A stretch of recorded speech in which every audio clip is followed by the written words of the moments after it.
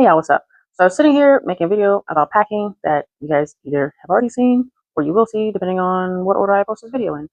But I wanted to come on here real quick because I'm about to travel and kind of leave you with my main things I do before I go on an international trip. I don't know how many there are, so I'm not going to give you a number, but I'm just going to start listing them off, okay? The very first thing that I do before I travel internationally or really on any trip is make sure that credit card bill is paid off from the last trip, okay?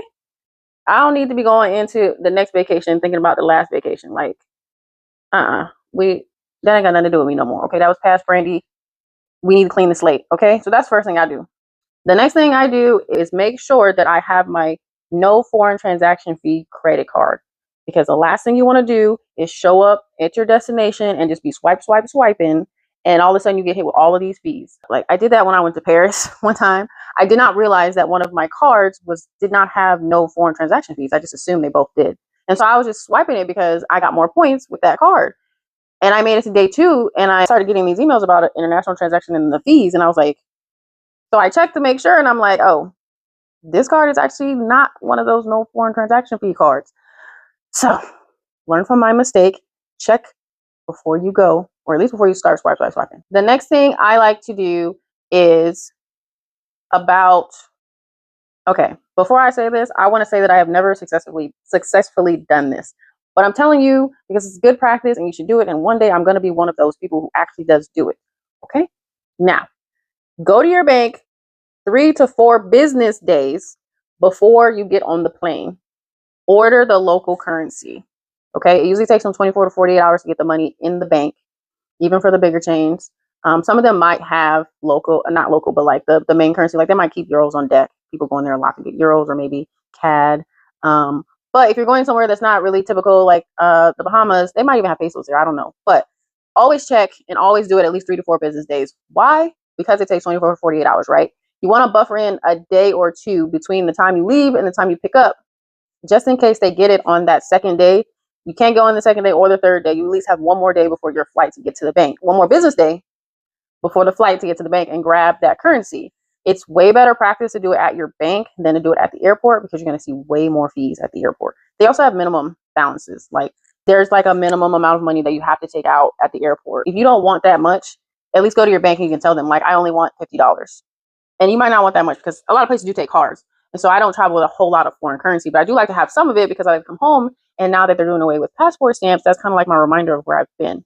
You might get some decent fees that are kind of low if you go to a money exchange after you're already in country, but it just really depends. So be on the safe side, go to your bank first, see if they can get you the currency, and make sure it's 3 to 4 business days before you leave. Another thing I do is I check to see what type of outlets they have. Last thing you want to do is go overseas and you don't have the correct adapter. And now you can't charge any of your stuff and you have to pay an asinine amount of money to get a converter. So get you a travel converter. I do have a video posted about that, specifically for Europe. So make sure you Google beforehand what type of plug this country that I'm going to uses, and make sure you have an adapter for that. And I would suggest getting like a mini little power strip that has multiple of the US plugs plus USBs and maybe even a USB-C. Because if you're like me and you have a lot of electronics that you like to charge, you don't want to be trying to switch out plugs because you only have one solid slot for the US plug to use. Oh, I guess this should have been the first thing that I do, but like, make sure you have your passport. Make sure you know where it is. Make sure you put it somewhere where you're not going to forget it when you walk out the door. And also make sure you have at least 6 months left on your passport before it expires. So those are my 5 things. I was ranting a lot and I'm not going to rename. Let's see if I can remember everything that I said. Check your credit cards for no foreign transaction fees. Make sure you got a clean slate. Pay that credit card bill. Make sure you get the cash 3 to 4 business days at your bank before you leave. Make sure you check what type of plugs they're using over there and that you have the correct adapter for it. And make sure you know where your passport is, what it says, when it expires, where it's going to be on the day you leave. Triple check it before you before you walk out that door. Make sure your passport is in your hand. That's actually the most important thing, because if you don't have your passport, you're not going nowhere, right? So that was my little spiel on what I do to prepare to go international, and maybe this will help you. What are some things that you guys are doing before you travel internationally that people really don't think about? Let me know in the comments.